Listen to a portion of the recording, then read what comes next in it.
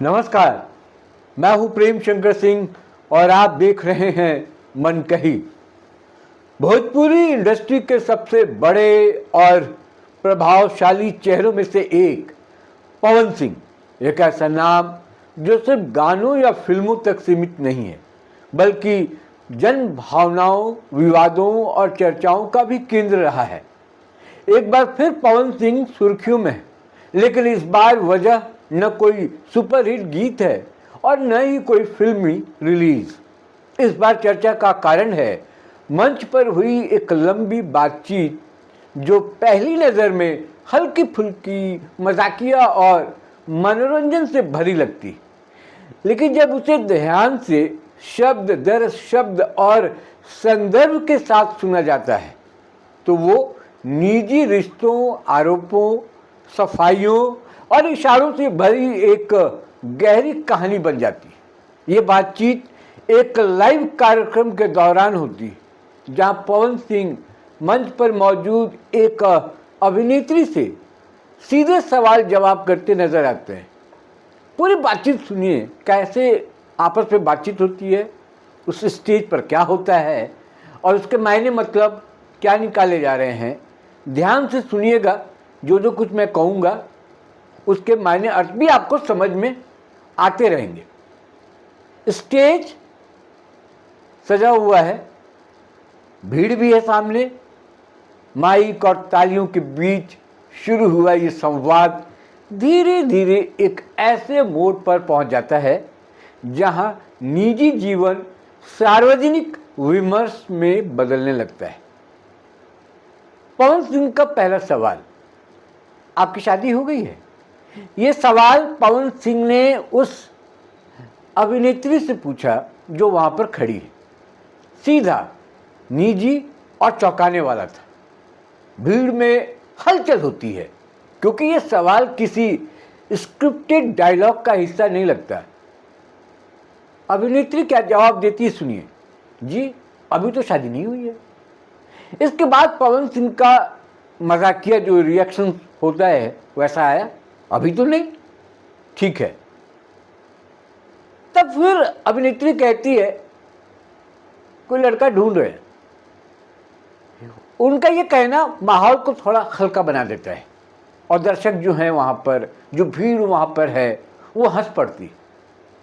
यहीं से बातचीत का एक ऐसा सिलसिला शुरू होता है जिसमें हास्य और संकेत एक दूसरे में घुलते चले जाते हैं।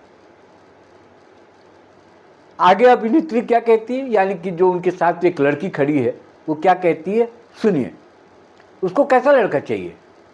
सुंदर चाहिए, सुशील, टिकाऊ। शब्दों पर ध्यान दीजिएगा, जिन शब्दों का इस्तेमाल वो अभिनेत्री उस मंच से करती है, ध्यान से सुनिएगा।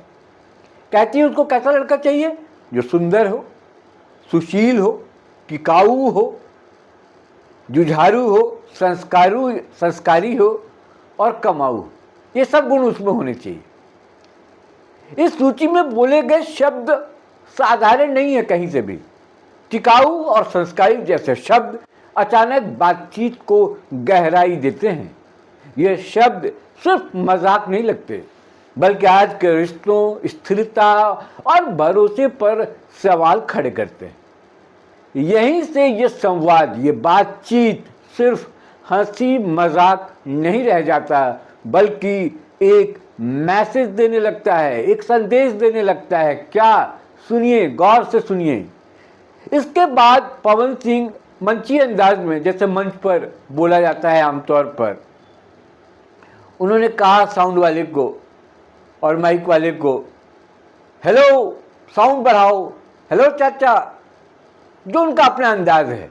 यह हिस्सा पूरी तरह एंटरटेनमेंट का है, लेकिन इसके तुरंत बाद वो फिर कहते हैं, यानी कि वो कहना चाहते थे इसलिए वो कहते हैं, भूलते नहीं हैं। पहले वाली बातचीत को वो कंटिन्यू करना चाहते हैं। कहते हैं संस्कार होते हैं। ये छोटा सा वाक्य शोर और तालियों के बीच भले हल्का लगे, लेकिन संदर्भ में ये खुद को नैतिक रूप से सही ठहराने की कोशिश जैसा महसूस होता है। यानी कि ऐसा लग रहा था कि पवन सिंह अपने आप को सही ठहराने की कोशिश कर रहे हो। आगे बढ़ते रहिए, आपको सब कुछ समझ में आने वाला है। पवन सिंह फिर वही सवाल दोहराते हैं, उसी मंच से वही सवाल उसी अभिनेत्री से दोहराते हैं। मैं अब आपसे पूछ रहा हूं कि आपकी शादी हो गई है? अभिनेत्री फिर जवाब देती है, नहीं, लड़का ढूंढ रहे हैं। इस दोहराव से साफ हो जाता है कि बातचीत का केंद्र शादी, रिश्ता और स्थिरता ही है। पवन सिंह कहते हैं, सुंदर, सुशील, टिकाऊ, जुझारू, संस्कारी, कमाऊ, कोई हो तो बताऊं? फिर खुद ही जोड़ते हैं, सामने दिख रहा है, वो अपने आप के लिए कहते हैं, आप देख लीजिए, चुन लीजिए। यहां से संवाद धीरे धीरे पवन सिंह की आत्म छवि पर आ जाता है। वो खुद के बारे में कहते हैं, वन मैन आर्मी। फिर आत्म व्यंग करते हुए कहते हैं, भले कि वो दिखाने के लिए होता है, सांवला हूं, काला हूं, सुंदर नहीं हूं। ये बातचीत में इस तरह से लड़के या मर्द जो होते हैं वो अपने आप को कहते हुए दिखाई पड़ते हैं, लेकिन अगर ये सामने वाला कह दे तो वो बुरा लग जाता है, उसका वो बुरा मान जाते हैं। लेकिन खुद वो कह सकते हैं कि सांवला हूं, काला हूं, मैं सुंदर नहीं हूं, लेकिन कमाऊ हूं। पवन सिंह कहते हैं, लेकिन मैं कमाऊ हूं, कमाता हूं। यह लाइन दर्शकों में सहानुभूति पैदा करती, ये दिखाती है कि पवन सिंह खुद को एक साधारण इंसान के रूप में पेश करने की कोशिश कर रहे हैं, जो अपनी कमियों को भी स्वीकार करता है।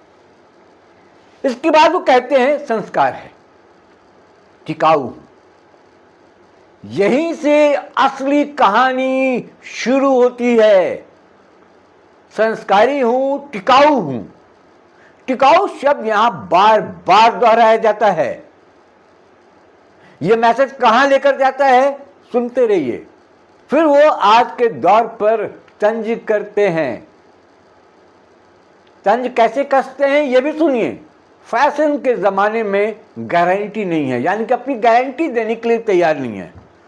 ओनली वारंटी, यानी कि चेंज नहीं होंगे, वो ठीक हो जाएंगे थोड़ी देर के लिए, थोड़े समय के लिए, लेकिन गारंटी में चेंज नहीं होंगे, यानी कि एक्सचेंज नहीं होंगे, मरम्मत हो सकते हैं।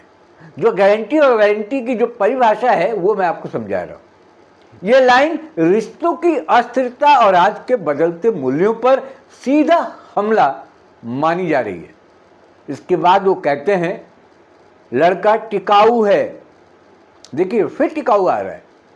अब सामने वाला न टिके वो अलग बात है। होल्ड, होल्ड कीजिए और सुनिए ध्यान से। अब सामने वाला न टिके वो अलग बात है। वो किसके लिए कह रहे हैं? यही वो वाक्य है जिसने पूरे विवाद को जन्म दिया। माना यह जा रहा है कि सामने वाला टिकाऊ नहीं है। यह सीधा सीधा हमला ज्योति सिंह पर था क्या? बिना किसी का नाम लिए यह संकेत दे दिया जाता है कि रिश्ता इसलिए नहीं चला क्योंकि सामने वाला टिक नहीं पाया, यानी कि ज्योति सिंह के बारे में वो कह रहे हैं, ऐसा माना जा रहा है, अंदाजा लगाया जा रहा है। पवन सिंह आगे कहते हैं, मैं टिकाऊ था, हूं और रहूंगा। ये मंच से की गई एक आत्म घोषणा है। इसके बाद वो समाज और रिश्तों के व्यवहार पर टिप्पणी करते हैं। कहते हैं, आजकल सुबह कोई और रिश्ता नापा जाता है, बनाया जाता है, शाम को भाई हो जाता है, अब तो शाम को कुछ और कहते हैं, सुबह फिर भाई हो जाता है, मतलब कुछ कुछ इस तरह की बातें वो करते हैं। इस व्यंग में रिश्तों की सतही प्रवृत्ति पर सवाल उठाया गया। इसके बाद महिलाओं और रिश्तों के व्यवहार पर उदाहरण देते हुए कहते हैं, आई लव यू बाबू। अब देखिए, ये जो प्रकरण सामने मंच के माध्यम से आ रहा है, इस बात में बहुत गंभीरता है।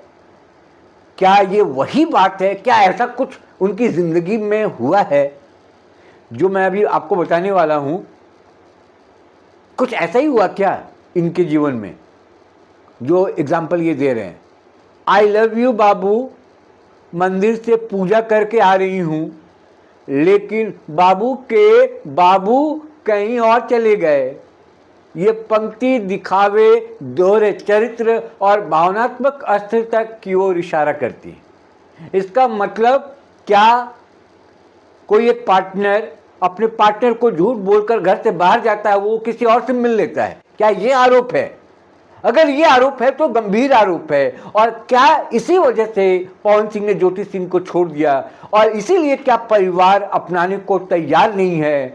और क्या इसीलिए पवन सिंह कहते हैं कि मैं मुंह खोलूंगा तो बहुत गड़बड़ हो जाएगा?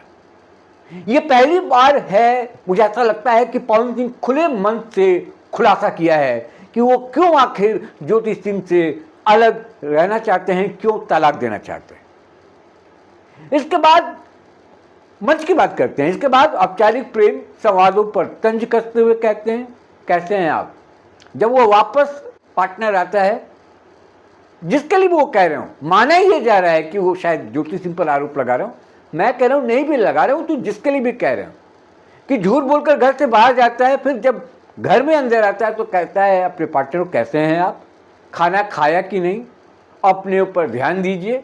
याद के रिश्तों की खोखली संवेदनाओं पर टिप्पणी है, यानी कि बाहर कुछ और अंदर कुछ और ये झूठा प्यार। बात आगे बढ़ते हुए वो कहते हैं, लंबे रेस का घोड़ा बनने के लिए दोनों को अच्छा रहना पड़ेगा। यह लाइन संतुलित भी है, क्योंकि इसमें ये वो स्वीकार करते हैं कि रिश्ता दो लोगों की जिम्मेदारी होता है, लेकिन पूरे संदर्भ में यह भी महसूस होता है कि वो खुद को उस कसौटी पर खरा मानते हैं। पूरी बातचीत के अंत तक ये साफ हो जाता है कि ये सिर्फ एक मंचीय मजाक नहीं था, इसमें बार बार खुद को सही, टिकाऊ और संस्कारी बताया गया, और उतनी ही बार इशारों में ये कहा गया कि रिश्ता इसलिए टूटा क्योंकि सामने वाला उस स्तर का नहीं था। यही वजह है कि इस पूरे संवाद को लोग ज्योति सिंह से जोड़कर देख रहे हैं। भले ही मंच पर उनका नाम एक बार भी नहीं लिया गया, यहाँ सबसे बड़ा सवाल यही उठता है, क्या सार्वजनिक मंच निजी रिश्तों पर टिप्पणी करने की सही जगह है? जब सामने वाला व्यक्ति मौजूद न हो, उसकी प्रतिक्रिया न आई हो, तब इस तरह के संकेत क्या एक तरफा नैरेटिव नहीं बनाते? पवन सिंह का पक्ष मंच से साफ सुनाई देता है, लेकिन दूसरी तरफ की चुप्पी इस बहस को और गहरा बना देती है। इस पूरे घटनाक्रम ने एक बार फिर यह साबित कर दिया है कि आज के दौर में सेलिब्रिटी का हर शब्द, हर मजाक और हर इशारा सार्वजनिक संपत्ति बन जाता है। पवन सिंह ने शायद इसे हल्के अंदाज में कहा हो, लेकिन उसका असर गंभीर है। निजी रिश्ता अब निजी नहीं रहा, वो सार्वजनिक बहस, सोशल मीडिया ट्रेंड और मीडिया डिबेट का विषय बन चुका है। यानी कि अब चर्चा हो रही है, कौन सही कौन गलत, कौन किसको धोखा दिया, कौन इसके लिए जिम्मेदार है। अंत में यही कहा जा सकता है कि मंच पर कही गई बातों के आधार पर किसी को दोषी या निर्दोष ठहराना जल्दबाजी होगी। सच क्या है ये दोनों पक्ष ही जानते हैं, लेकिन इतना तय है कि इस बातचीत ने रिश्तों, जिम्मेदारी और सार्वजनिक मंच की सीमाओं पर एक नई बहस छेड़ दी है। और यही वजह है कि ये मामला सिर्फ एक मजाक नहीं, बल्कि एक बड़ा सामाजिक और भावनात्मक सवाल बन चुका है। लेकिन सब कुछ है, लेकिन ये पहली बार मैं बार बार कह रहा हूं कि पवन सिंह ने खुले तौर पर जो रिश्तों पर से जो पर्दा उठाने का काम किया है, वो एक आगे चलकर इस पर सवाल और खड़े होंगे कि ये रिश्ता क्यों टूटा, पवन सिंह और ज्योति सिंह का क्यों रिश्ता टूटा। जो इशारा इन्होंने किया है, अगर वो इशारा है तो फिर गंभीर है। और मैं बार बार कह रहा हूं कि इसीलिए शायद परिवार से जो सपोर्ट ज्योति सिंह को मिलना चाहिए था, पवन सिंह के परिवार से, पवन सिंह की मां की ओर से, इसलिए वो सपोर्ट नहीं मिल रहा है, क्योंकि यहाँ धोखे का मामला है। तो क्या ज्योति सिंह ने पवन सिंह को धोखा दिया? क्या इसीलिए पवन सिंह नहीं बोल रहे? क्योंकि एक पत्नी आज के समाज में, अगर पति बदचलन है और पति कैरेक्टरलेस है, तो पत्नी खुले तौर पर बोल सकती है, समाज उसको एक्सेप्ट कर लेता है। लेकिन पति पत्नी के बारे में बोलने से हिचकता है, क्योंकि उसमें उसकी मर्दानगी जो है उस पर सवाल खड़े हो जाते हैं कि आपने अपनी पत्नी को या अपने पार्टनर को काबू में नहीं रखा।